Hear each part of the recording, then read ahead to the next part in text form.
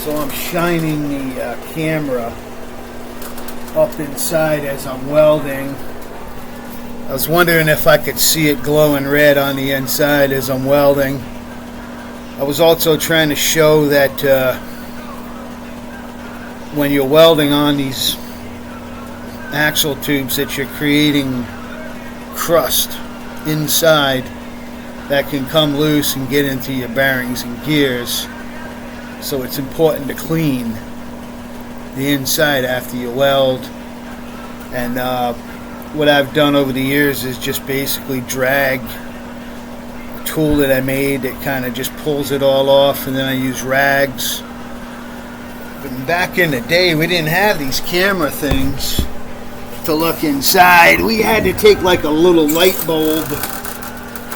I would take like a 194 light bulb with a piece of I'd use like a skinny little phone wire and hook it up to the battery, and I would slide the light bulb up in there and light it up so you could see inside. A lot of times we'd have it up on the lift anyway, so it was easy to look underneath. I can smell a little bit of gear oil burning. Like I said, I'm going to clean that out once it's done. I got a lot of welding to do, but I didn't know if it would be possible to catch it on the camera as I'm welding and show it. Shut this off. It's Monday morning here in Rusty, Rhode Island. You can see the smoke coming out of the axle. Look, see it? See the smoke coming out of the tube? I'm gonna go at it slow. I don't want to heat it up too much.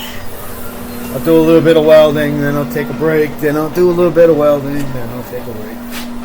Really heavy rain came through yesterday. I'm gonna pop this door open to air it out. We had the star show this morning. I was out early, and the two planets that you can see, they look like stars. They keep calling them stars, but they're planets that look like stars. Another beautiful morning here in Rusty, Rhode Island. Temperatures have went down. What happens this time of year is Mother Nature reminds us that summer doesn't last forever, and that we better prepare to bring out our long t-shirts and sweaters and stuff, because fall is on the way. So put the carburetor back together again, put the kit in it, all new fresh parts, remounted the carburetor on, and I started it up. Now last thing I got left is I got to hook up the choke wire.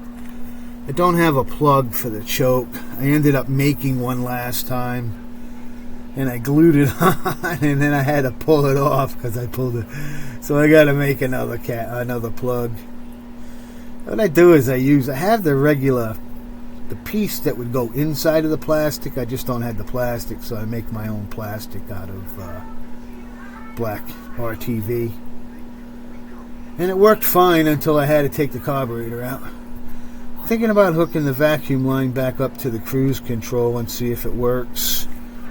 Vacuum hose is plugged off to the cruise. I was like that when I got it. A lot of vacuum hoses were plugged off on this when I got it. This guy was kind of a half-ass mechanic, I told you.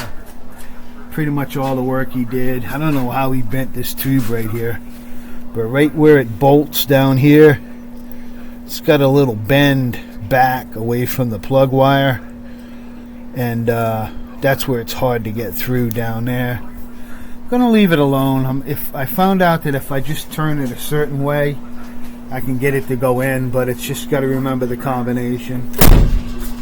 Oh, beautiful day. Gonna be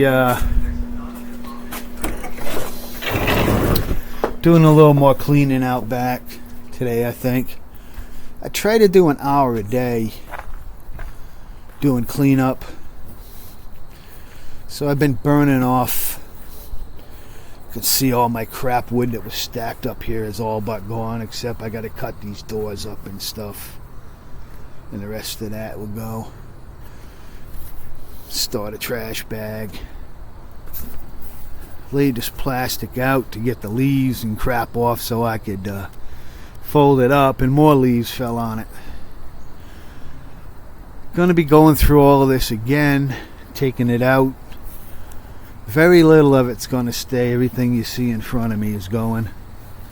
I'm gonna load my trailer up one more time. I don't want to move it again except on the trailer and over to the scrapyard.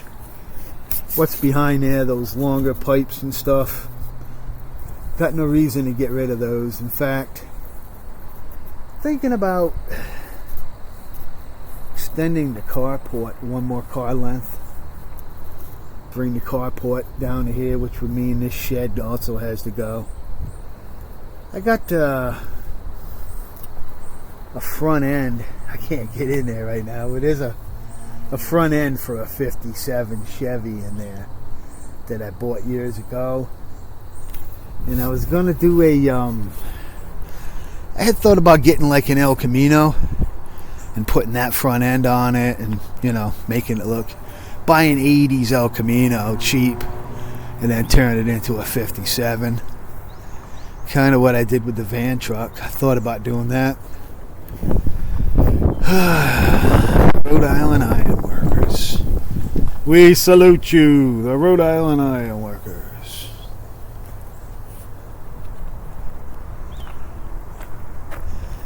They're on hold over there on that house. They put the walls up. I think they're waiting on the roof trusses. They're still waiting on the roof trusses. They're right now, it's like a backlog and everything building. The economy has slowed and these companies have laid off a lot of their workers. And it just, so if they get a glut of orders, it's great for the company, but it takes a while to get them out. No hits on the Gulf of any consequence. I mean, I've had a lot of people ask about it. A lot of questions, but nobody's came here with any dollars in their pocket yet. So, put the solar panels back up. Let it charge. Alright guys. Gonna get back to work. Gonna get this rear end welded in. Hopefully this week this thing will be back on its wheels. And gotta shorten the drive shaft like I told you. Gotta go 1.5 inches on the drive shaft, and I'm not real worried about balancing it or anything. It's just going to be something that'll allow me to move shut this welder off. It's just going to be something that's going to allow me to drive the truck around the yard so I don't forget.